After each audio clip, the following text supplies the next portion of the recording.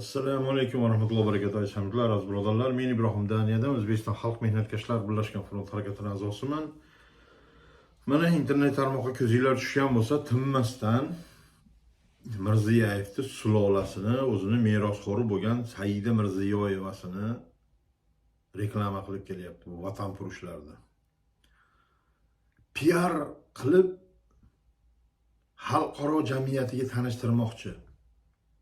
Bu vatanparvar, xalqparvar, insonparvar qilib ko'rsatish uchun buni Instagramlarini, Twitterlarini, Facebooklarini reklama qilib boryapti. Tinmasdan butun dunyo hamjamiyatiga tanishtiryapti buni.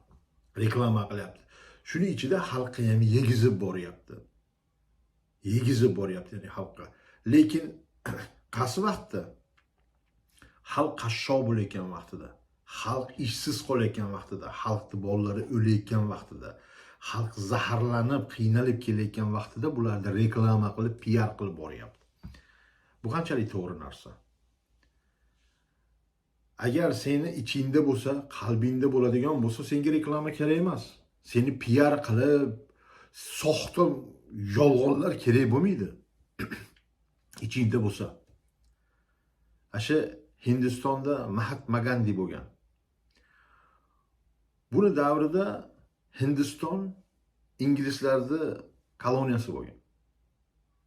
Savdogarlari bosib olgan, ya'ni oddiy insonlar, oddiy hindistonliklar bironta hech narsa qilisha olmagan.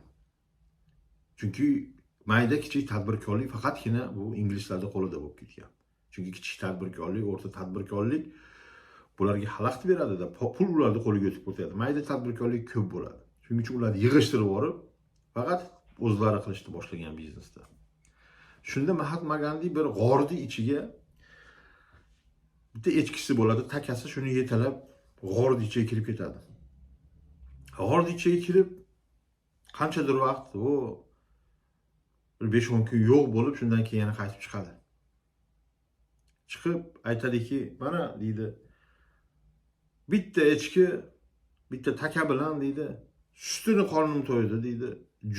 Junini terib deydi, yig'ib, ya'ni tayimga yostiq qildim, joy qilib yotdim deydi. Yerda deydi. O'lganim yo'q deydi. Va buni gaplari xalqqa ta'sir qilib inglizlar, ularning kompaniya, korporatsiyalari sinib ketadi. Xalq ular bilan ularda hech narsa olmay qo'yadi. Ular hammasi o'zini asliga qaytishni boshlaydi hindistonliklar. U vaqtda, koloniya vaqtida, ularni otgan vaqtlarida, ularni sud qilmasdan, hukm chiqarmasdan otib o'ldirib ketavergan vaqtlarida bular birlashib nima qilgan? Inglizlarni o'zidagi ta'sirini chiqarib yuborgan shunaqa qilib. Mahatma Gandhisini shunaqa qilib tanilib ketgan. Yana uni bir qancha ishlari bo'lgan. Lekin biz islomiy o'zimizni eski o'tgan musulmonlarning tarixiga e'tibor beradigan bo'lsak, Yaqub al-Mansur degani bo'lib o'tgan. 1184-yillari Marokkoda. Bu insonga ham hech qanday PR'ni keragi bo'lmagan. Buni vaqtida Al-Mahid degan davlatini xalifa bo'lgan, 3-xalifa bo'lgan. Bu odam yosh, juda ham bir kuchga to'lgan vaqti bo'lgan va bu shunday qilib ichidagi, ya'ni o'zini iymonini kuchi, bu odamda halolligi, musulmonligini va aqidasida mahkam turganligini evaziga davlat 1184-yildan 1199-yilga davr Marokkoda eng uchiga chiqqan xalifat, eng uchiga chiqqan davlatlardan biri bo'lgan. Juda boy, ekonomikasi har taraflama juda boy bo'lgan. Bularga hech qanday PR'ga kerak bo'lmagan. Bular o'zi ichida bo'lgan. Bu Yaqub al-Mansur kichkinagina, ya'ni u koshonalarda yashamagan. Kichkinagina, mana hozir ham muzeyida bor. Borsanglar Marokkoda muzeyi bor. Kichkinagina bir xonali uyda yashagan. Yerto'laga o'xshab. Yonidagi ikkinchi kichkina xonachasida oynagidan, kichkinaga teshikdan kirib, o'ziga qabr kavlab shu yerda ko'mdirgan o'zini.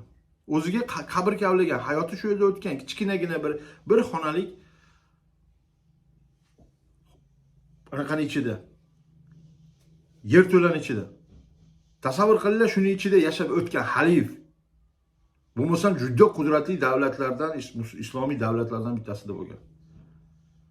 Ko'ryapsizlarmi, sizlar bilan bizga musulmonlarni yomon qilib ko'rsatayotgan. Sizlar bilan bizga insoniylikni, insonlik qadriyatlarini teskari qilib buzib ko'rsatayotganlar. Qo'lidan hech narsa kelmaydigan vatanpurush xoinlar.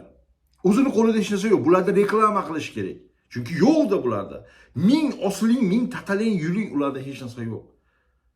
Yo'q. Sip-silliq toshdek bir hech narsa yo'q ularda. Shuning uchun bularni reklama qilib boryapti. Xalqni ichiga, xalqni aldash uchun. Bolalarni aldab, nima? Bolalarga buni orqasida sizlarni, ya'ni sizlarga katta kelajak keltiradigan qilib, umid beradigan qilib buni ko'rsatishyapti hozir. Xalq bunga yapishadigan qilib qo'yishyapti. Aldanmanglar. Aldanmanglar.